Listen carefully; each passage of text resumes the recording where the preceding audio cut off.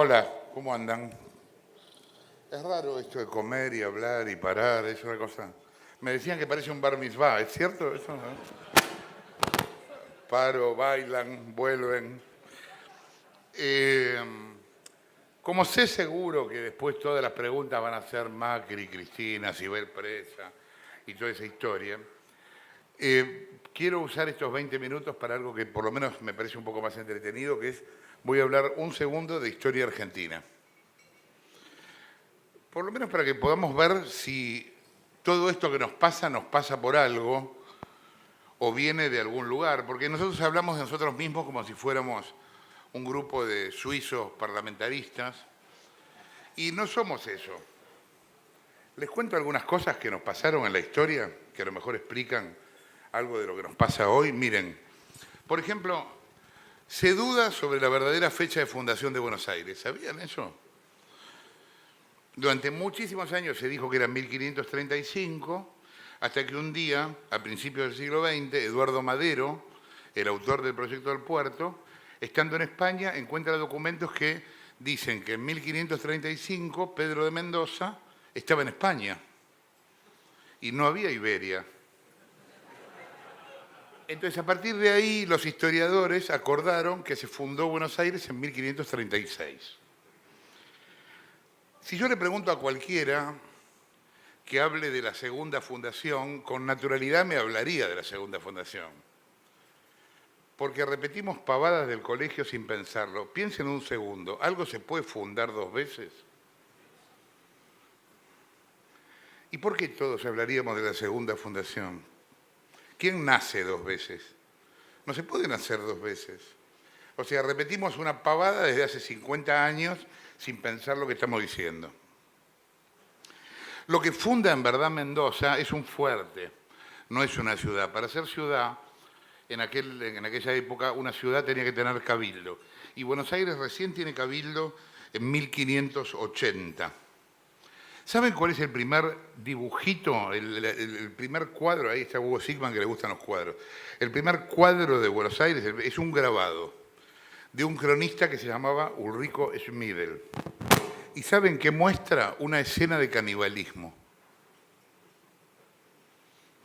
El primer cuadro que nos muestra comiéndonos entre nosotros. Todos recordarán un libro de Mujica Lainez que se llamó Misteriosa Buenos Aires, donde hay un cuento que habla de ese canibalismo. Porque ¿qué pasó? Estaban los indios rodeando el fuerte, la gente se quedó sin comida y se comieron entre ellos. Y este primer grabado de Ulrico Schmidl muestra una visión interna del fuerte donde se ven a dos tipos colgando sin las piernas, porque se las habían comido los otros. Esa es nuestra primera imagen. ¿Saben qué fue lo primero que hizo la gente después de fundar Buenos Aires? Irse. Se abandona Buenos Aires en 1541 y dejan unos carteles avisándole a los viajeros que pudieran llegar, vayan a Asunción. Esta parte es graciosa porque desde Asunción sale la segunda fundación, en verdad, la fundación de Buenos Aires. Sale con Garay y con 10 españoles, pero ¿saben qué eran todos los demás que vienen y nos fundan? Paraguayos. A mí me encanta para las señoras de Barrio Norte que nos hayan fundado la mucama, ¿me entienden? Nosotros venimos de 64 familias paraguayas y 10 españolas. Es más, el propio Garay describe a esta gente que trae como, textual, mancebos desordenados. Hijos de la tierra. Eran más o menos unos 300. Llegan el 29 de mayo de 1580.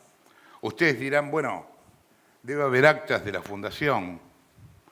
Las actas de la Fundación de Buenos Aires se perdieron. Las actas del Cabildo también se perdieron.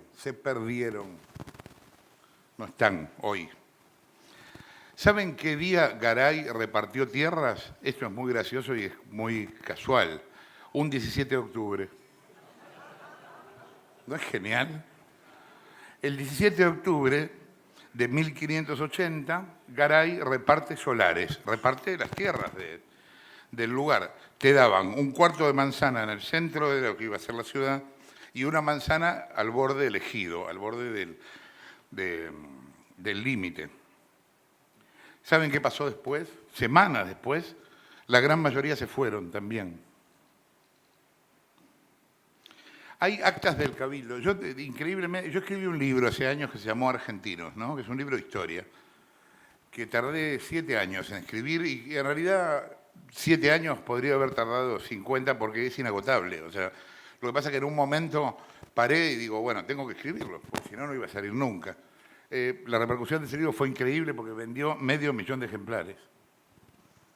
Es más, habitualmente las editoriales que normalmente roban a los autores me hicieron un regalo. O sea, los tipos estaban tan dulces que no sabían qué hacer conmigo. Bueno, para Argentinos, una de las cosas que yo tomé como fuente fueron las actas del Cabildo del siglo XVI y XVII, que casi no se conocen, porque es como que en el colegio te enseñan que llegaron y después la historia salta al Cabildo. Bueno, hubo de todo en el medio y fueron cientos de años. Y esos años hablan mucho de cómo éramos y de cómo fuimos después. Entonces, las actas del Cabildo de 1580, 1589, 8 de mayo, ¿qué discuten los vecinos acá? Que dejen a alguien en las propiedades. Porque la gente agarraba las propiedades y después las vendía y se iba. No se quedaban en la tierra. Otros piden que no saquen tierra de las calzadas públicas. La gente sacaba la tierra de la calle y la usaba para llenar sus patios. Que no abandonen a los animales, a los caballos, a los cerdos, que entraban en los conventos o en las otras casas porque la gente los dejaba abandonados. Estos eran los problemas de los vecinos en 1589. En 1645, de esos 63 que habían llegado, quedaban 7. Todos los demás se habían ido. 7 hombres y 3 mujeres. ¿Saben dónde funcionó en Buenos Aires el primer garito? O sea, la primera casa de juego ilegal. En el Cabildo. ¿Y saben quién lo manejaba? El tesorero del Cabildo. Buenos Aires se convierte en el primer centro de contrabando de América del Sur. Pero había eufemismos para tapar el contrabando. En esa época lo llamaban, por ejemplo, navíos de arribo forzoso. O sea, a este navío inglés lleno de alcohol, cigarrillos y telas, no le quedó otra que llegar porque tuvimos un desperfecto. Bajaban todo, lo vendían y se iban. Ustedes saben que en esa época se vendían los cargos públicos. ¿Quiénes los compraban? Los contrabandistas. A eso se llamaba donativo gracioso.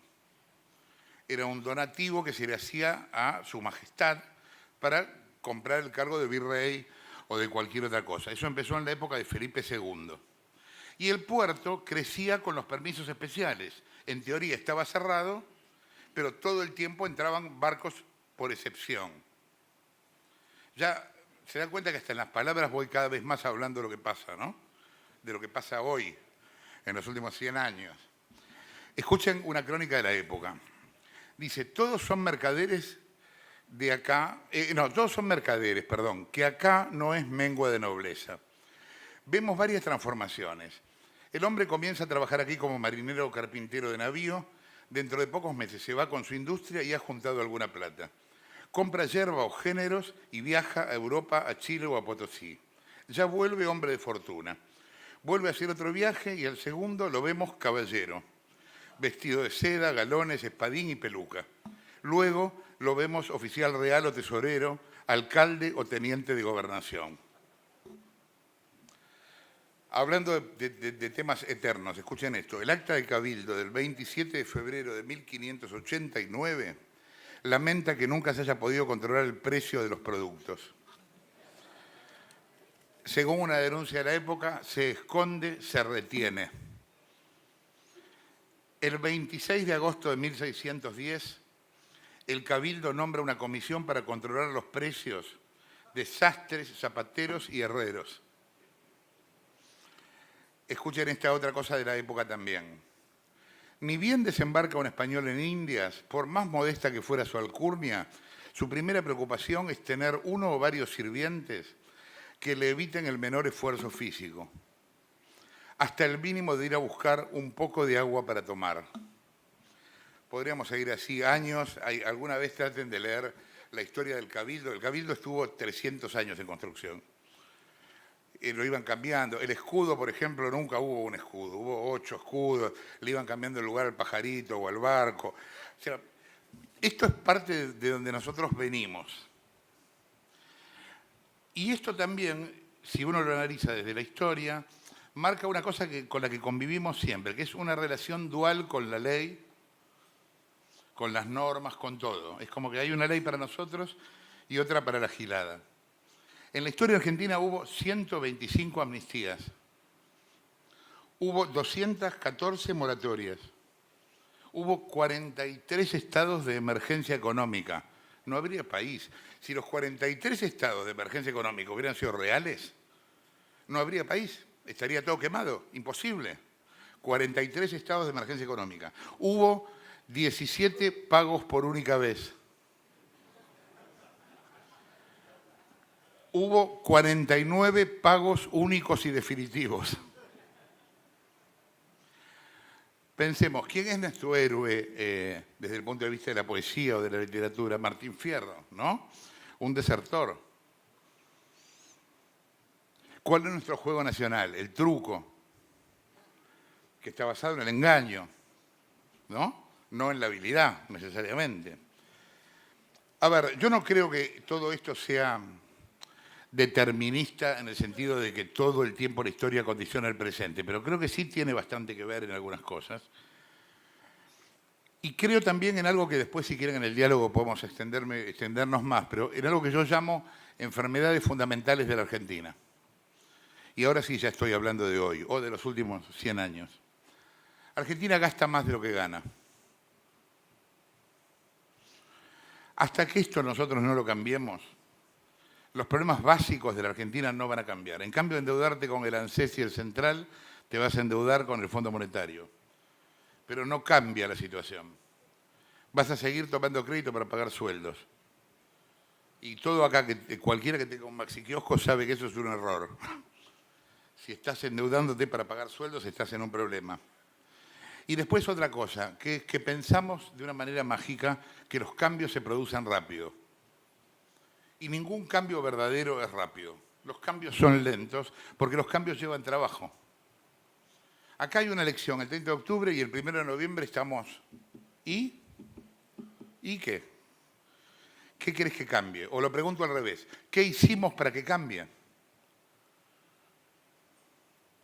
¿Qué estamos haciendo hoy mismo para que las cosas cambien? A la vez yo creo que hay una noción confusa del Estado y hay también una noción rara de la sociedad. Porque pensamos que la sociedad es solo la que nos rodea. Y yo no soy feliz con un Mercedes en una villa.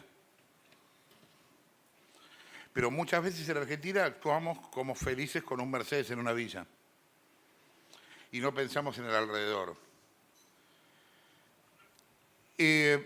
Todos ustedes acá son empresarios. Yo hice empresas privadas toda mi vida.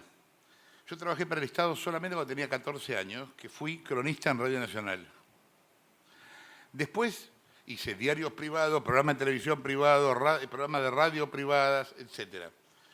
O sea, creo en la empresa privada, pero ustedes saben que está muy desvirtuado el discurso de la empresa privada por todas estas cosas de las que venimos hablando también, porque todo esto le pasó a alguien. Ojo, no quiero comunicar que la historia de la Argentina es necesariamente una porquería, porque también hubo Belgrano, también hubo Sarmiento, también hubo San Martín. Pero lo que pasa es que yo no sé si los genios son producto del entorno. Yo creo que los genios se dan en cualquier lugar. No es la Argentina la que produce Sarmiento, es Sarmiento el que produce la Argentina. No es Einstein. Einstein podría haber nacido en Canadá, en Hungría, en cualquier lado. Hubiera sido Einstein igual. No sé si es el país el que lo produce. Me parece muy demagógico eso. Y en el fondo me parece que no es así. Es lógico, si uno ve la historia, que el dinero en la Argentina esté sospechado. por todo lo que decimos, por esta idea de los españoles de cerrar el puerto, por el tema de los permisos, todo el tiempo el cartel de permitido estacionar, ¿no? Que yo lo consigo porque tengo amigos y otro no lo consigue, yo lo consigo y lo vendo y así. Ahora, el problema en el fondo es un problema de valores y de transmisión de valores. A mí una vez en Venezuela un tipo me dijo una cosa que me pareció reveladora en el sentido de por qué existía Chávez. El tipo me dice, acá en Venezuela no hay empresarios, hay millonarios. Y entendí todo. Es muy distinto. Y entonces, obvio que estoy en contra de Chávez, pero me pregunto qué lo produjo. Como hoy me pregunto qué produjo a Trump. Lo mismo. Hoy el gobierno yo creo que tiene dos peleas, una pelea política inmediata y una pelea a mediano o a largo plazo, que es la pelea cultural, que es lejos la más importante de las peleas que va a dar. En mi opinión, en la pelea política está demasiado lento y mucho más en la cultural. Estamos en un país donde los maestros están en contra de los exámenes. ¿Cómo que no hay que dar una pelea cultural? O sea, tenemos que empezar todo de vuelta. ¿Cómo un tipo que gana bien gana lo mismo que un tipo que labura mal?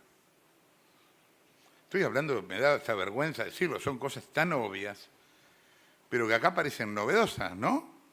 Todos ganan lo mismo, los que laburan bien y los que laburan mal. ¿Perdón? O sea, imagínense lo atrás que estamos de esa pelea. Y lo que me parece que nos tenemos que preguntar, que lo hablábamos la otra vez con Adrián, es algo que también surgió en una charla. Una señora me dice, pero usted nos está pidiendo que hagamos algo que no vamos a ver. Le digo, usted entendió perfecto. Yo estoy diciendo esto. Preguntémonos si somos capaces de hacer algo cuyo resultado no vamos a ver. Si la respuesta es sí, pongámonos a laburar. Tampoco hay garantía de que laburando lo logremos, pero por lo menos vamos a estar más cerca. Y si no, dejemos de hablar de política, por favor. Hay millones de cosas más interesantes en la vida para hablar. Hablemos de literatura, de arte, de música, de otras cosas. Va a ser mucho más sano para todos, vamos a tener menos acidez, vamos a conciliar mejor el sueño, pero no jodamos más con la política. Yo lo que digo es, si hablamos de política, estemos dispuestos a cambiar las cosas y pensando que las cosas no se cambian con pensamiento mágico, que se cambian con laburo. A ver, lo que somos hoy no alcanza. Veamos los resultados, preguntémonos, vamos a la calle, ¿alcanza? Bueno, ¿saben qué? Tenemos que ser mejores. Tenemos que ser mejores de lo que somos, porque no alcanza hoy lo que somos. Con lo que somos no llegamos. Entonces yo digo, propongámonos ser mejores. A mí me causa gracia, yo no quería que leyeran mis antecedentes, primero porque todos los conocen y si no, sinceramente tampoco me importa que los conozcan o no. Pero a mí siempre me parece patético el tipo que siente que se recibió de algo, ¿viste? Yo siento que el tipo que siente que se recibió es un boludo, o sea, es como decir, ya no soy curioso, ya no me hago más preguntas, toma, te dejo mi tarjeta, me recibí.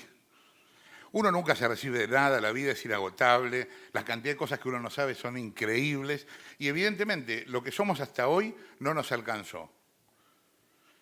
Esto es bien objetivo. Entonces tenemos que tratar de ser mejores de lo que somos. Eso va a llevar tiempo. Y también hay que hacerlo sin la garantía de que nos vaya a salir. Esta es la pregunta, que es una pregunta íntima en el fondo. ¿Por qué lo haríamos? Yo tengo 2 hijas, póngale, lo haría por ellas. Cada uno de ustedes lo hará por algún motivo. Yo creo que vale la pena hacerlo, ¿eh? No es que crea que no. Lo que creo es que tenemos que dejar de ser turistas. Porque hablamos como turistas, vivimos como turistas, y si queremos realmente que esto cambie, a un tipo una vez le preguntan, ¿está desesperado? Sí. ¿Está muy desesperado? Sí. ¿Duerme? Y el tipo dice, sí, los desesperados no duermen. Si esto realmente nos preocupa, si realmente lo queremos cambiar, laburemos para cambiarlo. Sabiendo que no lo vamos a ver, pero que a lo mejor lo logramos. Y ahora, como una parte yo hablo y ustedes comen, ahora yo me voy y ustedes comen.